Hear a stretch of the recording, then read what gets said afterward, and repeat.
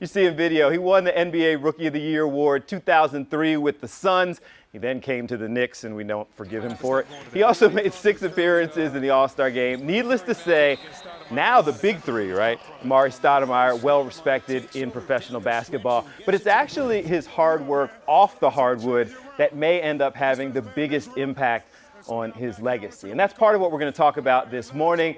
Amar'e joins us along with Marcus Allen, the CEO of Big Brothers Big Sisters. Good morning, gentlemen. Good morning. Good morning. Appreciate you. They've been clowning me off camera all the time as the little guy in the group standing next to a bunch of 7-footers. All right. So we will handle it. We talked a lot about the kind of the NBA stuff, and we showed the highlights. But at the foundation of this, the reason you're in town is doing mentoring. Why is the mentoring so important? Well, it's very important. I mean, for me, when I was young, mentoring was an intricate part of my life, and for me becoming the man who I am today, mentoring was very important for me. And so I feel like now, with myself having such a solid career, it's important to give back to the community. And mentoring is a great opportunity for me to make that happen. Marcus, Big Brothers Big Sisters, that's what you guys do. Yes. That's what you focus on. How significant is it, Amar'e jumping on board, and also you have a specific event going on today? Yeah, this is really awesome. I want to thank Amar'e and his team for being a part of this. Across the country, Big Brothers Big Sisters has about 30,000 kids on a waiting list. And most of those kids are black and brown boys. And we know that when we have athletes, African-American athletes like Amar'e, it makes men want to come out and volunteer. And so we want to use his celebrity, his status, to get more men, black men, to volunteer to be bigs in our program.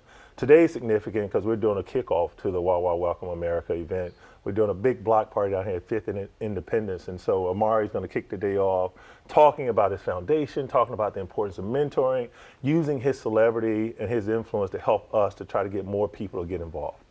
Obviously, not everybody can be you in your career. How's your foundation kind of help guide young people, I guess, to be whatever is the best for them? Yeah, the key of it all is, with the Amar'e Stoudemire Foundation, our motto is to cure poverty through education. We feel like education is the key ingredient to being able to get yourself out of certain environments, being in the know, basically knowing what you're getting into, learning about things, and being able to expand your education. So that's the key. And we've been going since 2004. It's been very successful so far. And you got a lot of different things. And Marcus, Amar'e, basketball player, but also now foundation, businessman. You own a wine company? Yeah. You own a wine company. How significant is it for young people to see? You may not be able to be professional basketball player, right, but you can be businessman. You can give back to your community. I think it is probably the most important example, right? And I think it's having professional athletes in kids' lives helps them to pause, right? And then when they pause, the professional athlete can talk about who they really are. And I love how Amar'e doesn't really talk about his basketball prowess. He talks about his work as a business person. He talks about his work in the community. And I think that's a surprise for kids, right? Because they think that, oh, to be in the NBA, I got to have a great jump shot and I got to be able to dunk. Well, no, there's so many other jobs in the NBA and other professional sports that kids can take on. And so Amar'e is a great example to our community, to our young people in that regard. Do people listen to your discussion about being a business person because you were an athlete also? And are they more willing to kind of hear that guidance? Well, I think because I was an athlete and I played at a high level basketball in the NBA, it gives a little bit more incentive for them to listen. And so, which is great for me, because, you want to engage them into the conversation. And so that helps, and it goes a long way.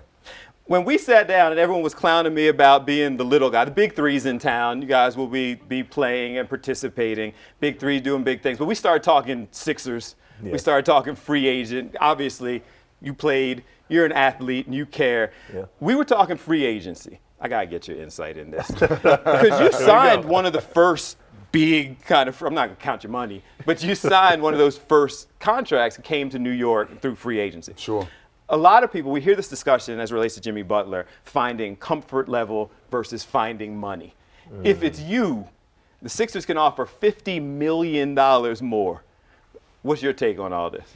Well, I think if you're in a situation where, like the 76ers has a great organization, had a phenomenal year this year with a great group of guys around you, and you can make extra money, I think it's the best scenario to stay put. Because you want to still evolve as a player. You want to make sure you make your money for your family, future situations. So if I was him, I would basically stay put. But you want to definitely see what else is out there. You want to see what the opportunities are. But at the end of the day, if you're able to make more money and you still can keep your same particular team with you, I'll stay put. Okay, so it's not nonsense when people say it's about more than just the money. The money matters, but fit is also important. Oh, yeah, the money matters for sure, but you also want to be in a situation where you can succeed as a player. You want to make sure that you expand your game, you can grow, and potentially win a championship. And I think here in Philly, with the guys they have here, they are on the rise. You know, they have potential to eventually win a championship one day. Do you want to, where's his camera? Do you want to look in that camera and say what you said to Jimmy Butler again? If it was you, you would do what? Hey, but it's his decision. But that's not what you said. You said if it was you, you would do what? Yeah, I mean, if I was him, I'll stay put. I'll stay put. Right. I almost wish the segment was over. Marcus, you're actually talking sports also. You said we should trade Ben Simmons. Yeah, I did say that. I think I love the team, and I'm friends with Scott O'Neil, who's the president, the CEO there. I think he has great value right now, and I just don't think he fits in the system. That's just my perspective. I think Jimmy, and I agree with Amar'e, I think Jimmy Butler should stay put. I think Philadelphia is an awesome city for someone who's trying to raise a family, someone who wants a great fan base. Philadelphia has that. And I'm just not a I played pro ball for 7 years. I've just never seen a guy get to that level. What'd you bring him for, man? It's like I I'm just saying, that's my perspective. We should have ended the segment when you said Jimmy Butler should stay. We are going to leave it there, but tell the guys again how they can come out, participate in today's event, and participate in with the mentor. So this is the start of Wawa Welcome America. All the events this week are free, which I love, right? Particularly for our community. Today is our block party with Wawa Welcome America, Big Brothers Big Sisters, Amar'e Stoudemire Foundation. Yes, sir. We're going to be out talking about the importance of mentoring and why mentoring matters. So if you care about our community, if you want to come out and have a good time, good music, good people, come out today. Starts at 1 o'clock. We'll be there. We're going to have to wrap, but I wanted to stand up. If they can scroll the camera up, you guys can stand up too. This is why they were making fun of me throughout the whole segment. I'm surrounded by a bunch of about 7-footers, so we're all on the same level. As we head to break, thank you, gentlemen, for coming in. Thank you. New Age Kicks, New Balance is testing out its latest 3D printed shoes, but would you wear them? We'll talk about that coming up. I like this. I should be about this tall. Yeah. You sound like that tall. See? That's my man right there. In stature, I stand tall. We'll be back. Stay with us.